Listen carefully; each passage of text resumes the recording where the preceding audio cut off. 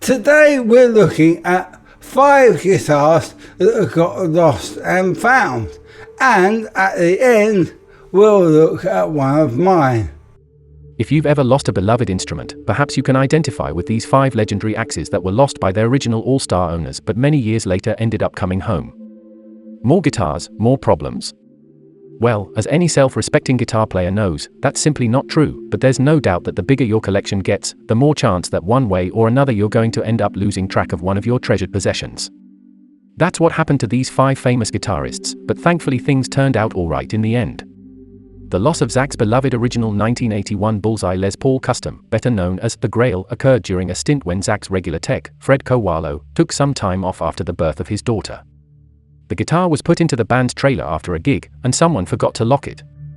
During the drive from one to the next show, the door came open and several pieces of gear fell out of the trailer and were strewn across a highway in Texas. One of those pieces was the Grail. Happily, the guitar was later recovered, thanks in no small part to some secret graffiti that Kowalo had done on the guitar to make it more easily identifiable. The Grail was Zakk's most famous guitar and he used it on every album he recorded, Fred told us. It was Zakk's iconic guitar. Now, it was sitting in a ditch somewhere in Texas. I was not there to lock the trailer, and when I heard the news, I was heartbroken. I thought to myself, if I had been there, this would never have happened. I remember seeing that guitar up close as a stagehand in Pittsburgh, long before I had become Zakk's guitar tech. Finally setting the Grail up and changing its pickups was one of my first jobs after I got the gig with Zakk. I didn't know how long I would have the gig, so I made my mark on history. I wrote in Sharpie inside the pickup cavity ZW, and in the other, "Thank you Zakk for the gig. FK. The guitar survived the fall out of the trailer, thanks to the Gibson chainsaw guitar case it was in, and a guy in Texas picked it up off the road, assuming it was just a regular Zakk Wylde signature Les Paul that bore some scars from years of abuse. It made the rounds until it wound up in a pawn shop and was purchased by a guy named Jerry Weisinger for $250, again assuming it was just a regular retail Zakk Wylde Les Paul. But when Jerry removed the pickups to give the guitar a clean, he saw the writing that Fred had scrawled in there years earlier. He did some Googling and made arrangements to return the guitar. The Grail was returned home, Fred recalls. It actually flew in its own seat on the airplane. They bought it a ticket home and put it in the cabin, so there was no chance it would be lost in the luggage.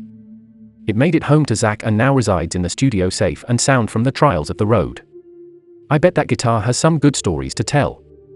Back when Peter Frampton was in Humble Pie, the band was playing a series of shows at the Fillmore West in San Francisco. Frampton had recently swapped out his SG for an ES335 and was experiencing some feedback, as was a typical issue with hollow bodies back then.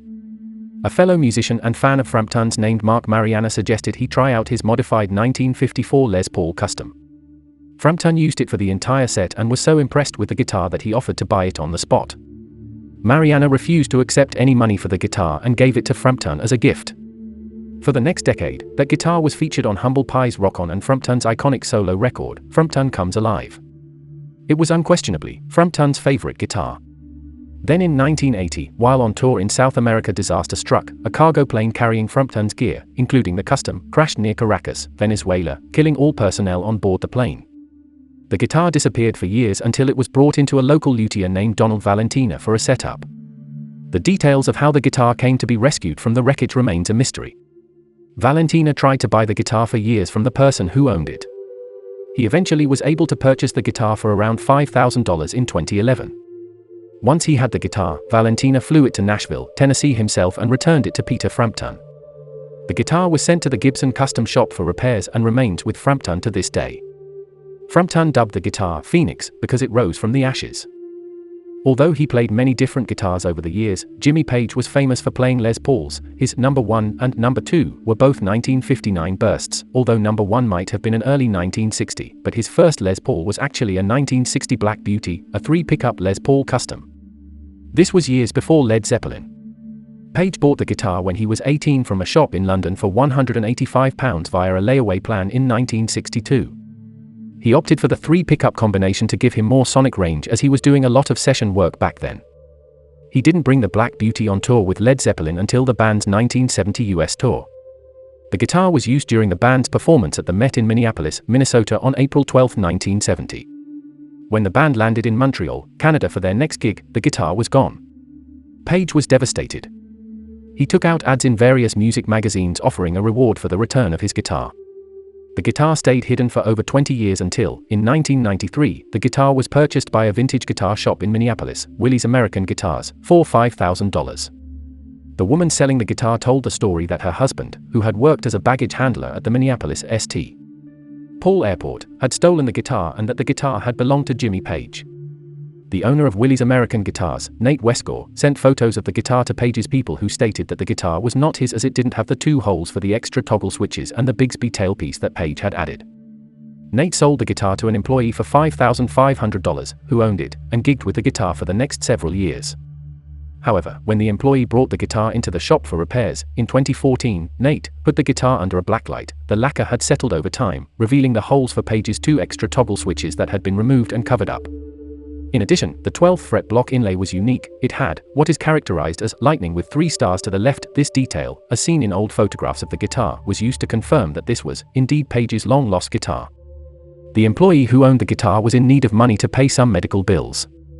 It would have been an easy option for him to have the guitar authenticated with the newly unearthed proof and sold for a massive sum. But he and Nate decided to do the right thing and return the guitar to Page. Page exchanged the guitar for a '59 Les Paul Custom, which was valued at about $45,000, a decent return for a $5,000 investment, although if the Black Beauty had hit the auction block, it would have fetched well over that sum. Throughout Aerosmith's heyday, Joe Perry's instrument of choice was his 1959 Les Paul. However, racked by addiction, Perry sold the guitar to fund his drug habit, and the guitar drifted around various music stores and pawn shops until it was purchased by Slash for $8,000. The Cat in the Hat had recognized the guitar as the one Perry had owned, and used the iconic axe on many recordings and videos, including the video for November Rain. Then in 2002, Slash decided it was time to reunite Perry with his long-lost guitar and gave it back to him as a gift. "His heart is so big, I don't know how it fits in his chest," Perry told Conan O'Brien of the kind gesture.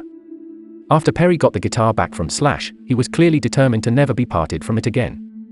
The guitar was given its own security guard who would sit with the road case from the moment it left the truck until the moment Perry's tech came to collect it for that night's show or session. Unsurprisingly, with such high security, the guitar remains with Perry to this day. In December 1992, the Smashing Pumpkins played a show in Detroit, and sometime after that gig, Billy Corgan's prized Stratocaster, which he'd used to record the band's debut album Gish a year earlier, was stolen. Rewards of up to $20,000 were offered for the return of the guitar with no questions asked, but the guitar was never recovered. That was until 27 years later, when Corgan was contacted by a mother from Flushing, Michigan named Beth James, who had purchased a guitar at a garage sale for $200 a decade earlier. She didn't even play guitar, but had bought it to hang on the wall for decoration. Years later, James was decluttering her house, and looked into the value of the guitar, in the process finding out the true history of her wall art. The guitar had plenty of unique identifying features: a cigarette burn on the neck, the initials kilometer engraved in the bridge, the flushed middle pickup, and of course, Billy's own artwork adorning the body, featuring the word scratched into the paint. In 2019, Corgan was reunited with the guitar, and took it to a local Chicago luthier named Jeff Bench to be repaired. The guitar was from the CBS era, when they would often use necks and bodies from different years, but Bench estimated the Stratocaster to be a 1975, even though the neck indicates it's a 1976, the pickups indicate 1975. After it had been restored to full working order, Billy put the guitar to use, and it can be heard on the band's latest album, See. "I'm in the studio working on new songs, and I literally am going to go take it and have it strung up and checked, and I'll put it right to work. I mean, that's what guitars are for," said Corgan of his long-lost instrument. Have you ever lost a guitar? Let me know in the comment section. I once had a guitar called Bastard that I made the body for myself. I installed a DiMarzio Path Pro as the only pickup, and it had just a single volume pot. When I was recording, I needed to borrow a keyboard, and I did a swap with my bass player, giving him Bastard. I gave the keyboard back to him, but I never saw my guitar again. I was heartbroken. It was my favorite guitar, and I played it at so many gigs. I wonder where that guitar is now, and I wonder if it still has all the same appointments that I gave it. It had a West 1 Pantera graphite neck with Kayla locking nut, one of which was busted. It had a Floyd Rose in the bridge, and I French polished the body. I still miss that guitar, and if anyone ever finds it, I would love to know. So I really hope you enjoyed this video. I hope you enjoyed my guitar.